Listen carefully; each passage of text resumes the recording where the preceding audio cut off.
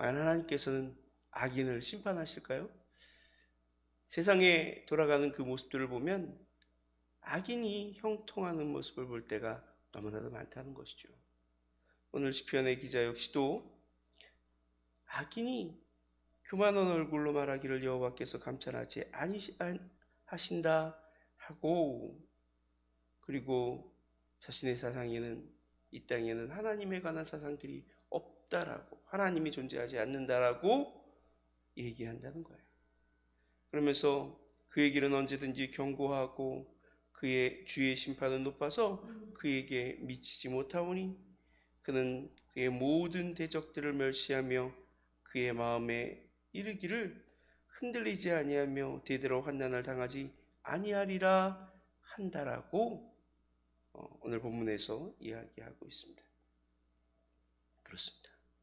악인은 형통하는데 그냥 잠시 형통하는 게 아니라 어떻게 보면 흔들리지 않고 평생 형통하고 심지어 사순 때까지 형통하는 것을 볼 때가 많이 있습니다.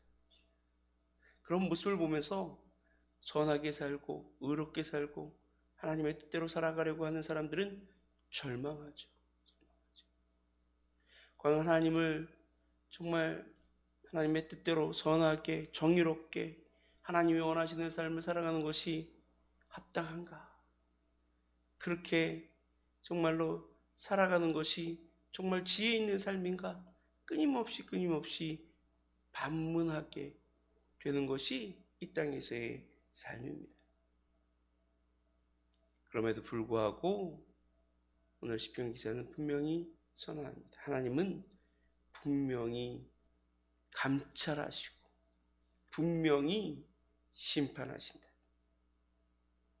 오늘 본문 10절 말씀에서 이렇게 이야기하죠. 주께서는 보셨나이다. 주는 재앙과 원한을 감찰하시고 주의 손으로 갚으려 하시오니 외로운 자가 주를 의지하나이다. 주는 벌써부터 고아를 도우시는 이신이이다. 벌써부터 이미 고아를 도우시는 분이시다. 하나님은 이전에 이미, 앞으로가 아니라 이미 도우시는 분이셨다. 하나님은 연약한 자, 가난한 자, 불쌍한 자들을 결코 외면하시는 분이 아니시라는 말이에요. 그분의 부르짖음을 들으시고 반드시 그들을 구원하시고 악인의 횡포에서 보호하시며 건지시는 분이라는 거예요. 그래서 잠시 우리가 보기에는 정말로 의인이 핍박당하고 가난한 자가 멸시당하고 정말로 그들이 이 땅에서 고난과 환난을 당하고 있지만 하나님의 구원을 반드시 보게 될 것이라는 것이죠. 16절과 17절에서 이렇게 선포합니다. 여호와께서는 영원 무궁하도록 왕이시니 이방 나라들이 주의 땅에서 멸망하나이다. 여호와여, 주는 겸손한 자의 소원을 들으셨사오니 그들의 마음을 준비하사 귀를 기울여 들으시고 고아와 압제당하는 자를 위하여 심판하사 세상에 속한 자가 다시는 위협하지 못하게 하시리이다. 세상에 속한 자가 다시는 고아와 압제당하는 자들을 정말 위협하지 못하도록 심판하시고 그들을 그 모든 죄악에 대해서 갚으실 거라고 오늘 시편 기자가 선언하고 있는 것입니다. 그렇습니다. 하나님 이와 같은 분이라는 사실을 우리는 반드시 믿어야 될 줄로 믿습니다. 하나님은 정의로우시고 공의로우신 분이십니다. 그분이 악인을 심판하는 것을 잠시 참으시는 것은 그 악인과 함께 의인을 멸하지 않기 위함인 거예요. 또 그 악인에게 돌이켜 죄를 회개하고 의인의 길로 돌아올 기회를 주시기 위함인 것이죠. 그러므로 우리는 언제나 정말 악인의 형통함을 부러워해서는 안 됩니다. 그들이 잘 되는 것을 두려워하면서 우리가 또한 그 악인의 길에 서려고 해서는 안 될 줄로 믿습니다. 그것이 곧 멸망의 길이고 그것이 곧 하나님 앞에서 심판과 멸망의 길이고 가장 어리석고 미련한 짓이라는 사실을 우리는 분명히 깨닫고 항상 하나님 앞에서 선하고 정의로운 삶을 살기 위해 몸부림치는 자들이 되어야 될 줄로 믿습니다. 이 땅에서 잠시 환난을 당하고 고난과 역경을 당할지라도 반드시 하나님께서 우리를 도우시고 구원하시며 당신의 은혜를 우리를 위해 베푸시고 풍성한 복으로 갚아주실 거라는 사실을 믿어야 합니다. 혹시 이 땅에서 하나님의 은혜를 누리지 못할지라도, 이 땅에서 정말로 고난에서 벗어나지 못할지라도 마침내 하나님이 예비한 영원한 하나님의 나라에 이르러 영원토록 영생과 복락을 누릴 것이라는 사실을 믿고 항상 하나님 바라고 하나님 앞에서 부끄럽지 않은 삶을 살아가는 저와 여러분 되시기를 바랍니다.